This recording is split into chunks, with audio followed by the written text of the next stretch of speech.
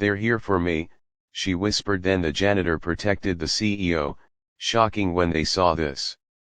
It was almost midnight in the gleaming glass tower of LexinCorp, one of New York's biggest tech firms. Most of the building had gone dark hours ago except for one office on the top floor. The CEO, Elena Brooks, sat there alone, her face lit only by the pale glow of her computer screen.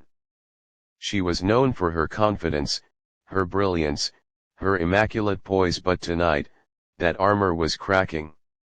Her hands trembled slightly as she refreshed her inbox, waiting for an email she both feared and needed. Thunder rolled outside. Rain tapped against the window like a warning. That's when the elevator doors at the end of the hall dinged. Elena froze.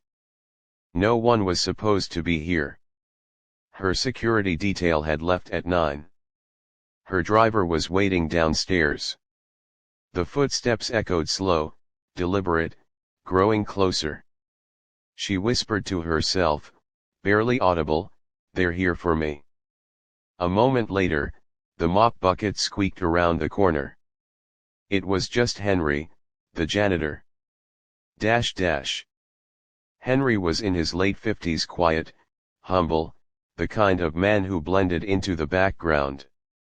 Every night, he pushed that same old bucket down the hall, humming faintly to himself. Most of the staff didn't even know his last name. But Elena did. She always made a point to greet him. It was habit, maybe courtesy. "Good night, Henry," she'd say, every evening. He'd nod with a kind smile, always answering, "See you tomorrow, ma'am." But tonight, when he saw her pale and shaking, he stopped. "Ma'am, you okay?" he asked softly, leaning on his mop. She swallowed hard, glancing toward the elevator. No. "No, I'm not." "Please, can you lock that door?" Henry blinked. "What's going on?" "They know I'm alone," she whispered. "Someone's coming." "They're not supposed to." There was fear in her voice, not the usual kind. This was raw. Desperate. Henry set the mop aside without another word. Down in the lobby, 2 men in dark coats entered the building. They weren't supposed to be there either. The night guard glanced up, but before he could speak, one flashed an ID that looked official enough. "Corporate security," they said. "Urgent matter, top floor." By the time they reached the elevator, Henry and Elena were already in her office. "Who are they?" Henry asked quietly, sliding the lock on the heavy glass door. Elena shook her head. "I don't know. But this," she motioned to her computer, "this project I've been working on, it's worth billions. And some people don't want it going public. I think someone inside sold information about me.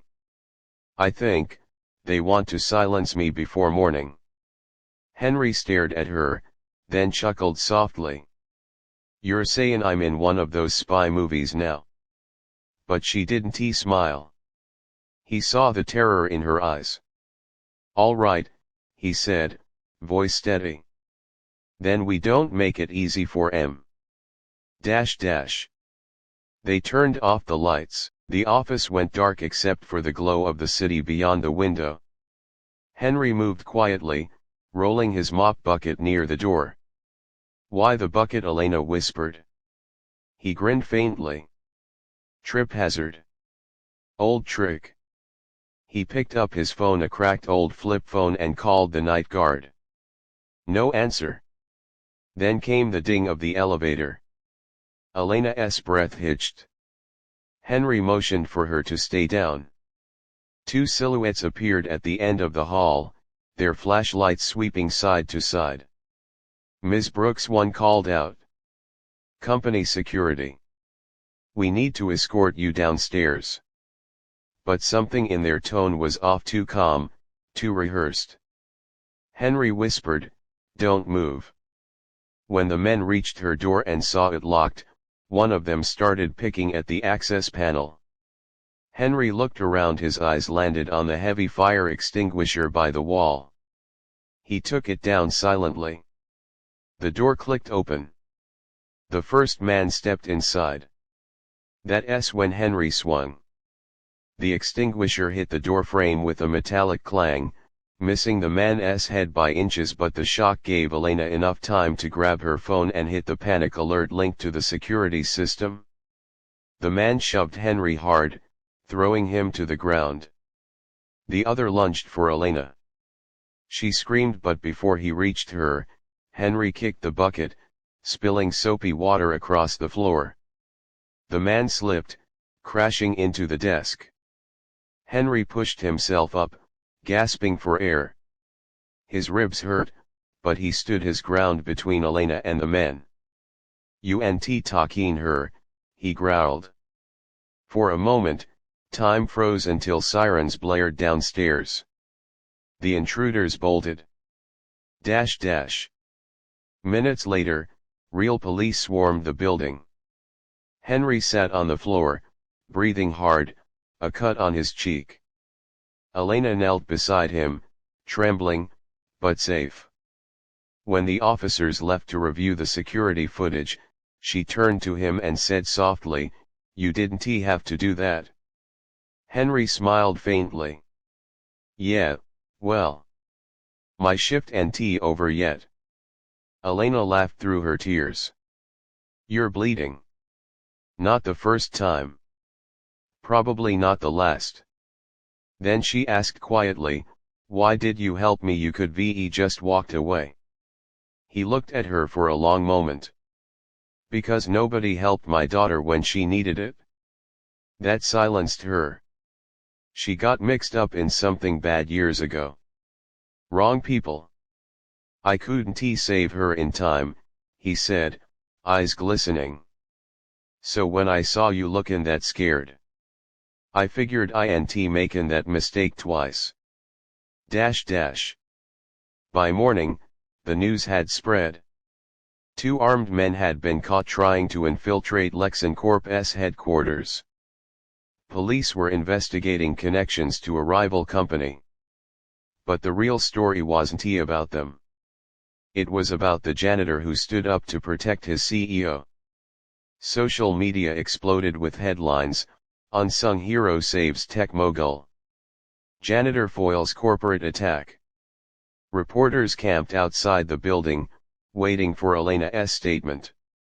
When she finally appeared, her eyes were red but steady. "I owe my life to a man most of us never really saw," she said into the microphones. "Henry reminded me that titles don't make people, important actions do." The crowd fell silent. She continued, "We walk past people every day who carry stories we'll never know. Maybe it's time we start noticing them." Later that afternoon, Elena went looking for Henry. He was in the same hallway as always, wiping down a window. "Thought you'd be home resting," she said. He chuckled. "If I rest too much, who's gonna clean up this mess?" She smiled and handed him an envelope. "It's not just a bonus. It's a full scholarship in your daughter's name. For any single parent who's trying to start over." Henry froze, speechless. "She would be like that," he whispered. Elena nodded. "I think so too." For a long moment, they just stood there, a CEO and a janitor bound by something far deeper than status or wealth. Humanity. Weeks later, Henry retired quietly. The scholarship fund grew. And every year, Elena made sure to visit his small home on the edge of the city, bringing coffee, conversation, and updates about the lives changed by the Henry Carter Foundation. One evening, as they sat on his porch watching the sunset, Henry said softly, "Funny, auntie, I thought I was just cleanin' floors. Turns out, I cleaned up a whole mess of lives." Elena laughed. Guess heroes come in all uniforms. Henry smiled, eyes glinting with warmth. Even janitors. Dash dash. Narrator's voice closing message, sometimes, the people who seem invisible are the ones who make the biggest difference. Kindness doesn't need a title. Courage doesn't wear a suit. And real strength it often hides behind a humble smile and a mop bucket. Because humanity, always shines through the quietest hands.